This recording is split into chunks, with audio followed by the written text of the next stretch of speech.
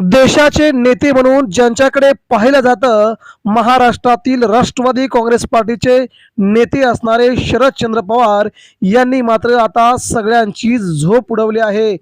अजितदादा पवार यांच्या गटातील नेत्यांना तर स्वप्नात देखील शरद पवार दिसतायत.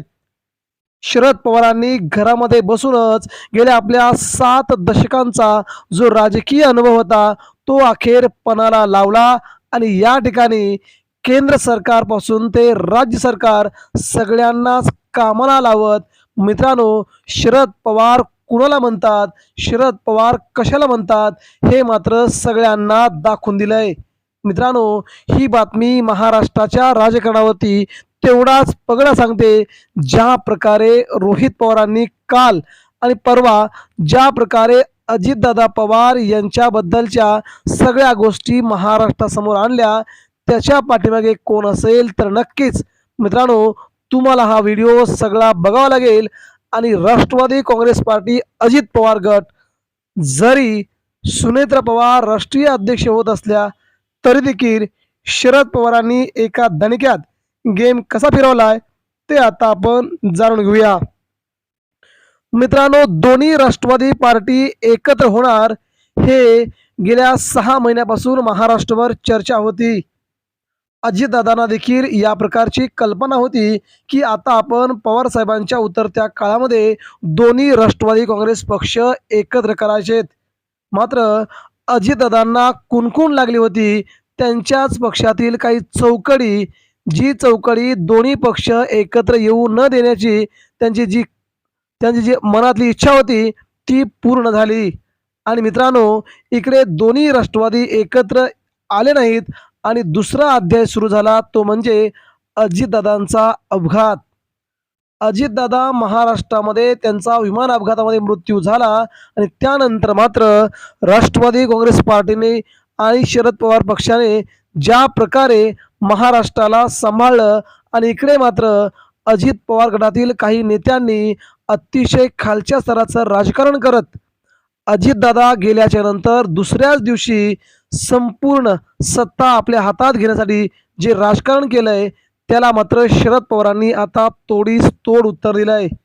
शरद पवार कुणाला म्हणतात हे महाराष्ट्राला त्यांनी आपल्या कृतीतून दाखवलंय.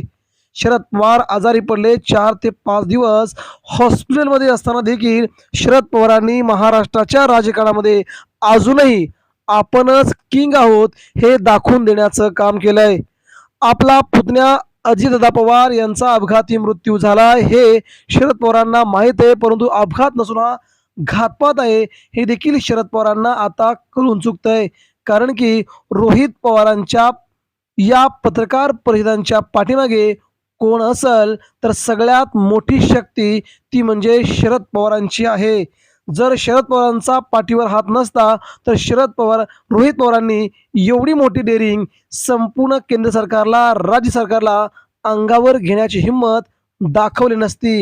आणि मित्रांनो, इथेच सुरू होतंय शरद पवार कुणाला म्हणतात, शरद पवार कशाला म्हणतात.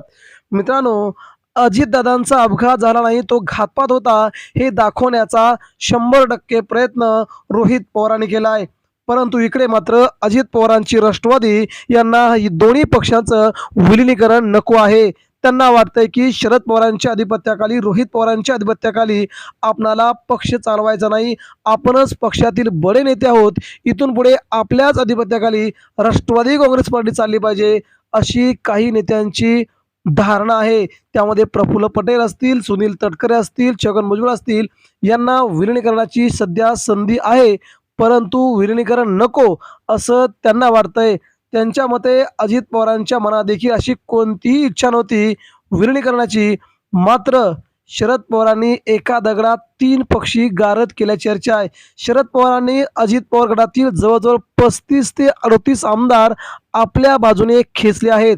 जे आमदार आता तटकरे पटेल यांच्या बाजूने न राहता ते शरद पवारांच्या बाजूने आलेत आणि शरद पवार जे सांगतील त्याच प्रकारचं काम करणार असा आमदारांनी पवित्रा घेतल्यामुळे आता मात्र तटकरे पटेल यांची राष्ट्रवादीतून हकालपट्टी करायला देखील शरद पवार कमी मागे पुढे बघणार नाहीत, ही देखील तेवढीच सत्यवाद आहे. महाराष्ट्राच्या दोन्ही राष्ट्रवादी काँग्रेस पार्टीचं विलिनीकरण करता रोहित पवारांनी ज्या प्रकारे हे प्रकरण पुढे लावून धरलंय, या सगळ्या बाबतीमध्ये अजित पवार गटातील काही नेते तोंडावर आले, ते आता तोंडावर पडलेत. त्यामुळे विलिनीकरण होऊ द्यायचं नाही, ही त्यांची सगळ्यात मोठी बाब होती. आणि आता महाराष्ट्रासमोर खरा चेहरा समोर आलाय, तो अजित पवार गटातील नेत्यांचा. यामुळे शरद पवारांनी अतिशय करेक्ट कार्यक्रम करत, आपली शांत भूमिका, संयमी भूमिका ठेवत नेमकं महाराष्ट्राला सगळ्यांसमोर जे होतं ते आणलंय. याबद्दल शरद पवारांचं अभिनंदन करावं तेवढं कमी.